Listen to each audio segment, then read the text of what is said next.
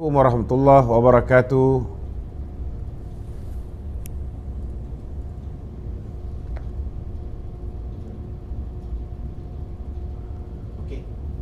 Assalamualaikum warahmatullahi taala wabarakatuh dan salam satu Malaysia, salam Malaysia Madani.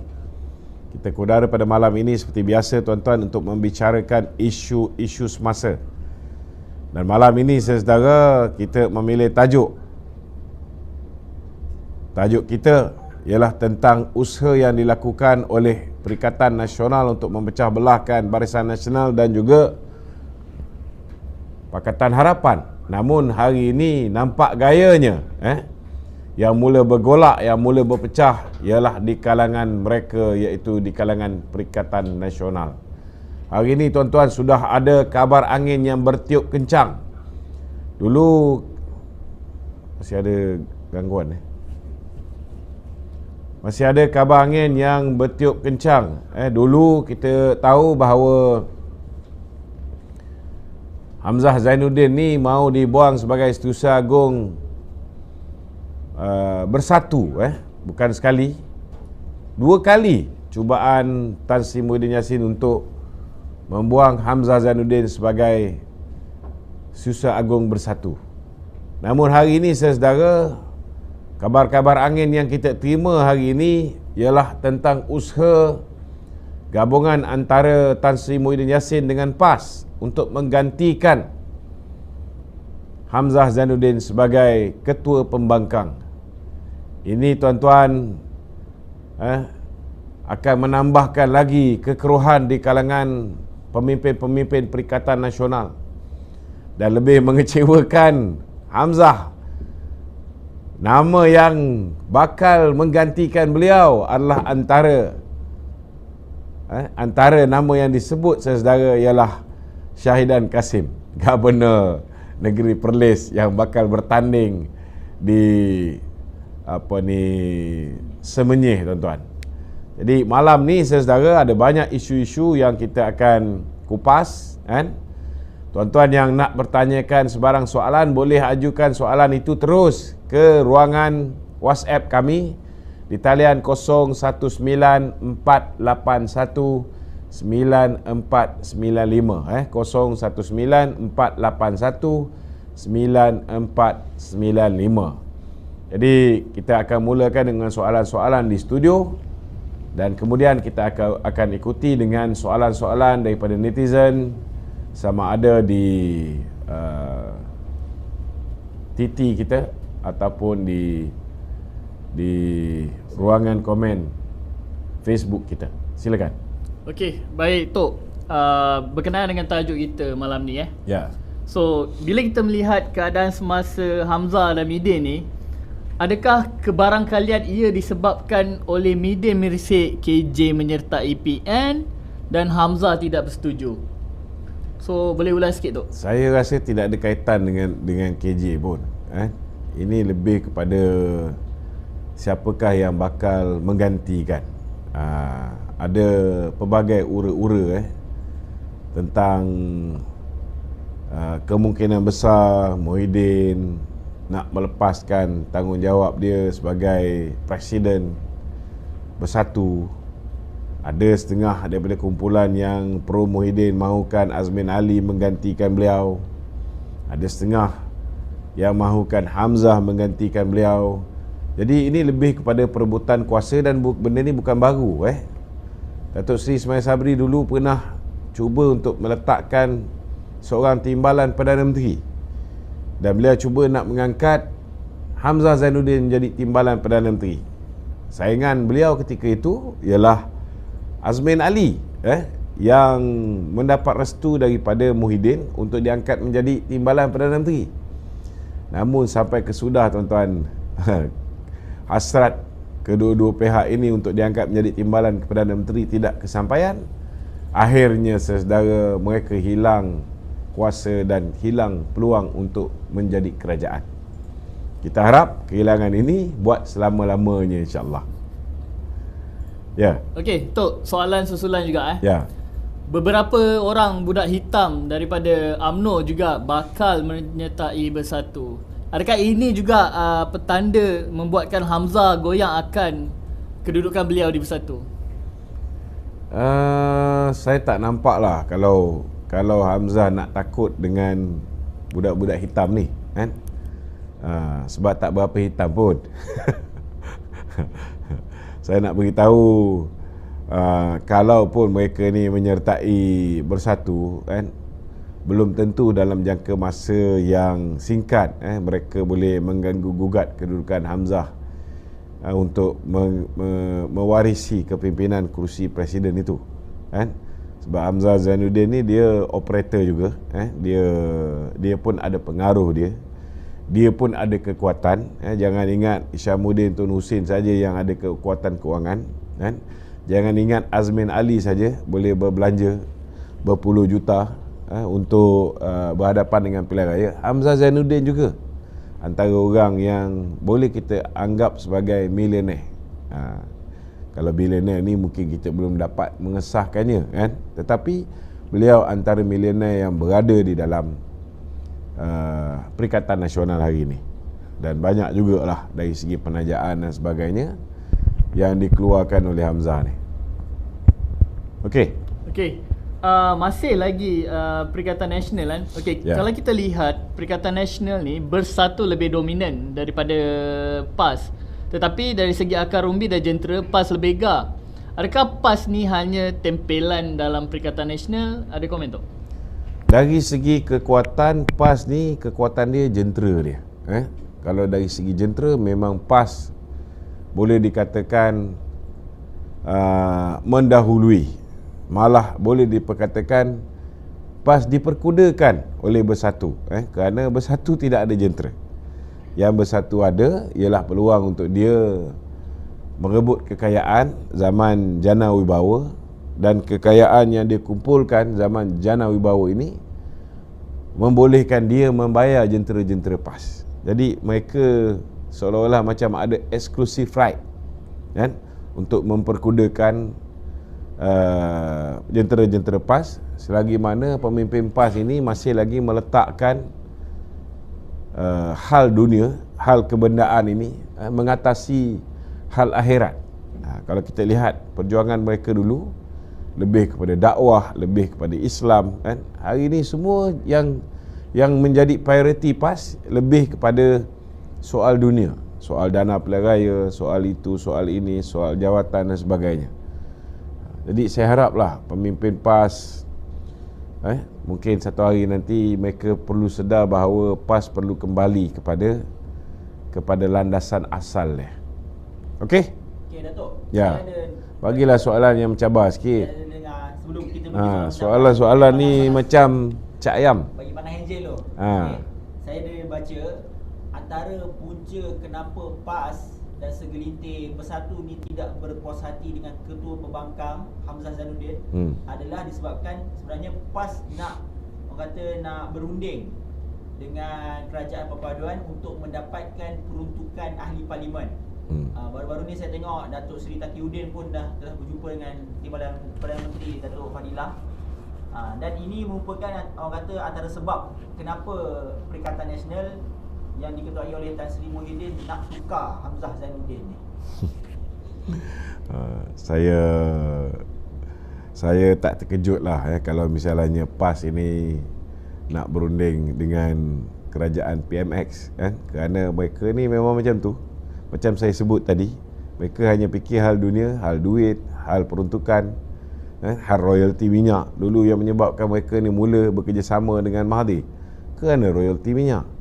Kerana mereka tahu bila mereka menguasai royalty minyak, maka mereka juga akan menguasai kemenangan dalam sesebuah pilihan raya, kan? Kerana dengan duit bagi mereka boleh menambat hati pengundi.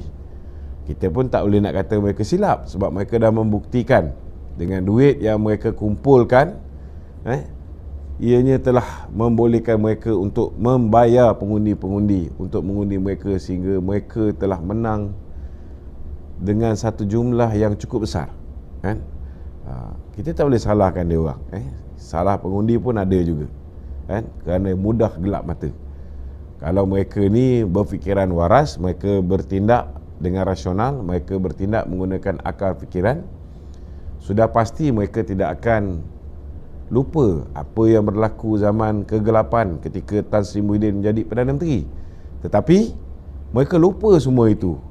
Bila ada sedikit sogokan, ada yang 350, ada yang 150 saja yang dibayar, lagi 200 hilang, kan? Ada yang 500, ada yang 1000, mereka berubah, kan? Mereka berubah. Jadi tak boleh nak salahkan orang yang menyogok saja. Orang yang menerima sogokan juga bertanggungjawab terhadap apa yang berlaku dalam negara ni. Okey? Okey, Tok, kita ke soalan yang panas sikit. Ya. Saya dengar Datuk ada mengguris hati seseorang. Oh, siapa tu? Hari ni Ketua Penerangan MIC Kebangsaan, Tinalan Raja Gopalu. Okey. Dia kata interview Datuk semalam bersama dengan Malaysia Gazette, Datuk menuduh bahawa parti komponen Barisan Nasional, MCA dan MIC ni umpama memikul biawak hidup. Betul ke Datuk ada cakap macam tu semalam? Dia sebenarnya dia ada rentetan peristiwa. Kalau apa nama dia? Gopalan. Tinalan. Kalau Tinalan ni kecil hati, saya minta maaf lah sebab dia kecil hati. Tetapi kena faham juga, kita pun ada perasaan, kan? Kita pun ada perasaan. Selama hari ni saya cukup menghormati kawan-kawan daripada MIC dan MCA. Kalau pergi kempen-kempen sebelum 2018, saya antara orang bila mana orang marah MCA tak deliver undi dan sebagainya, kan?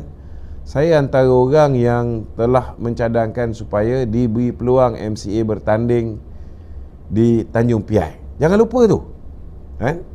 Jangan lupa, saya antara orang yang mencadangkan, kerana saya menghargai MCA. Bila mana MCA kita kalah pilihan raya 2018, mereka tetap setia bersama kita. MIC tetap setia bersama kita. Kita menghargai. Tetapi bila hati kita terguris, jangan lupa, kan? Bila kita bersama dalam Kerajaan Perikatan Nasional,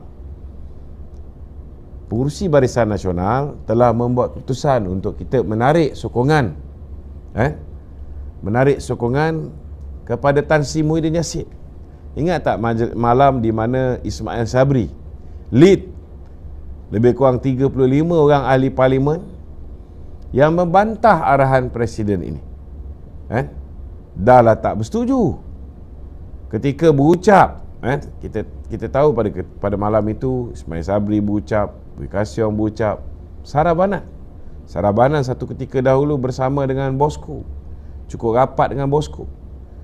Tetapi pada malam itu beliau mengherdik bosku. Kita tak lupa dan sehingga hari ini tidak ada permohonan maaf terhadap bosku. Sama juga, kan? Kita tak berkata apa-apa walaupun mereka ni tidak deliver, tidak berdeliver undi bukan Melayu kepada kita. Kita okey, kita faham, kan? Tetapi bila kita tewas pilihan raya, kita masuk pilihan raya secara bersama, kan? Bila kita menang di Melaka, tak ada pula mereka puji Datuk Zahid. Kita menang di Johor, tak ada pula mereka puji Datuk Zahid.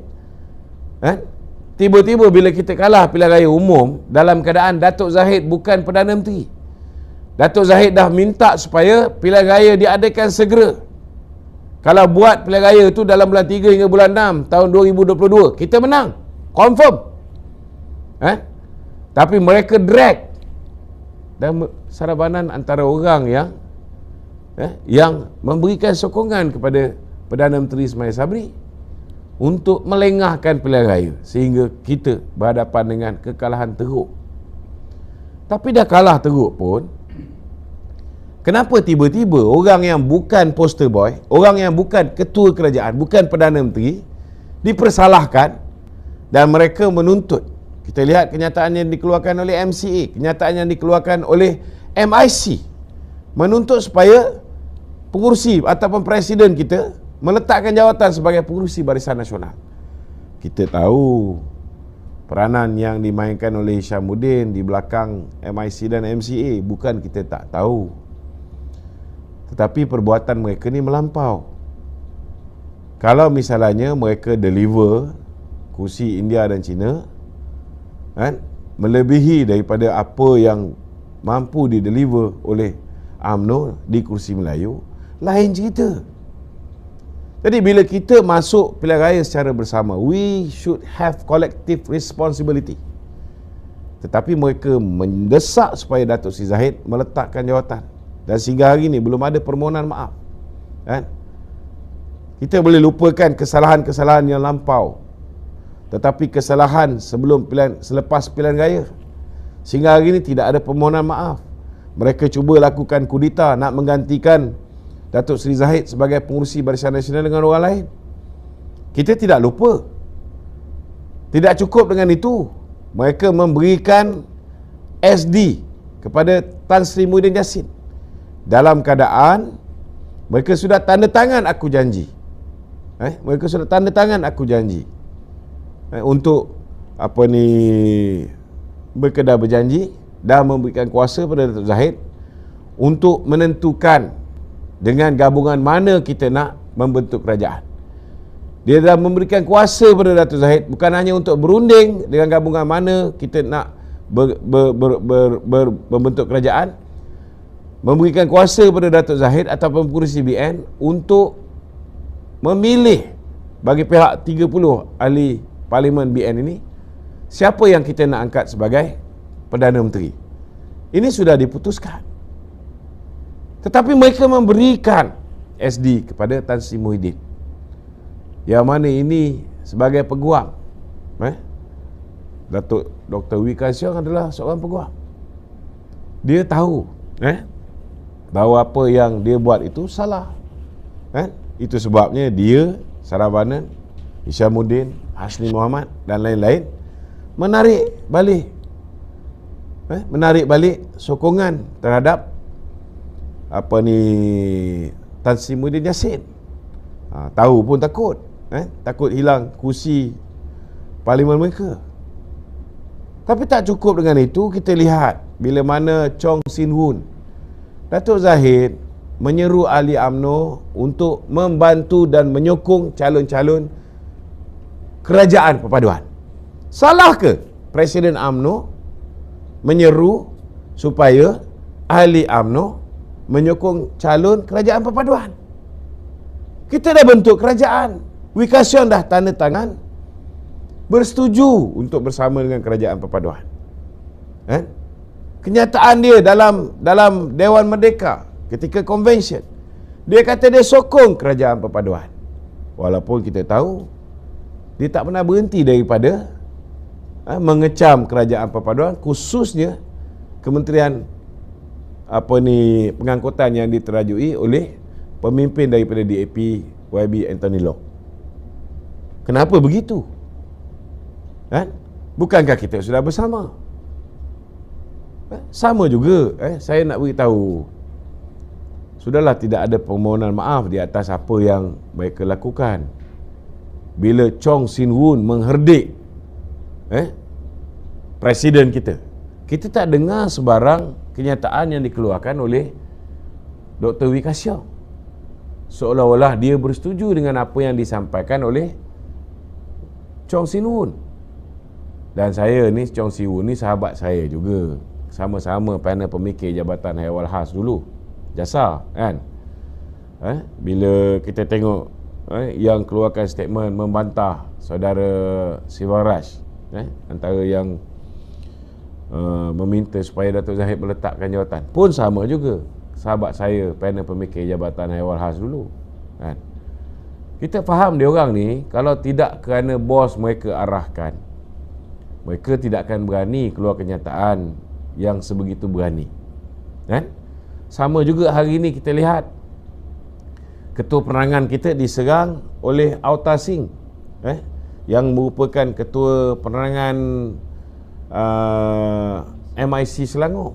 Ada kita dengar tadi siapa nama ketua penerangan MIC pusat ni, Tanah Lagan, apa dia? Talagan, Tina Len. Ada kita dengar ketua penerangan MIC menegur ketua penerangan MIC Selangor? Tidak ada. Hari-hari dia mengherdik Datuk Zahid. Hari-hari.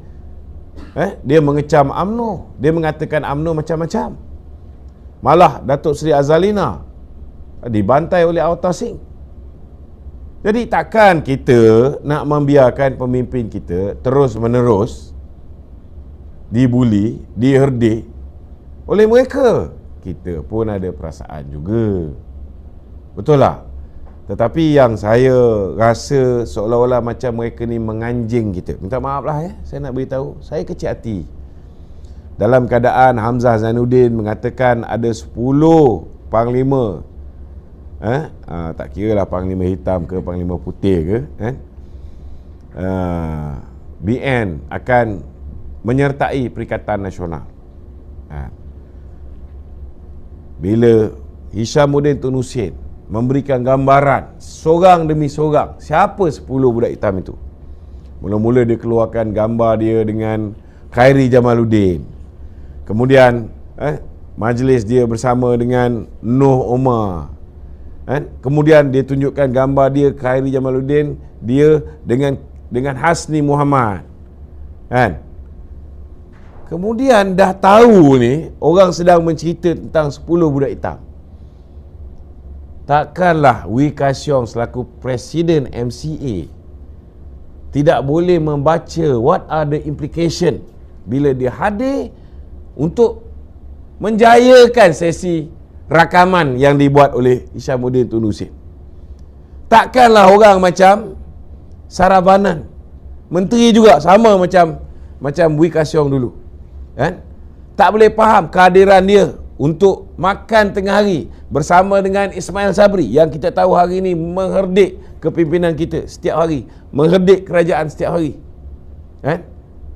Takkanlah dia tak boleh faham bahawa bila mereka cuba nak menunjukkan mereka ini sebahagian daripada kumpulan tu,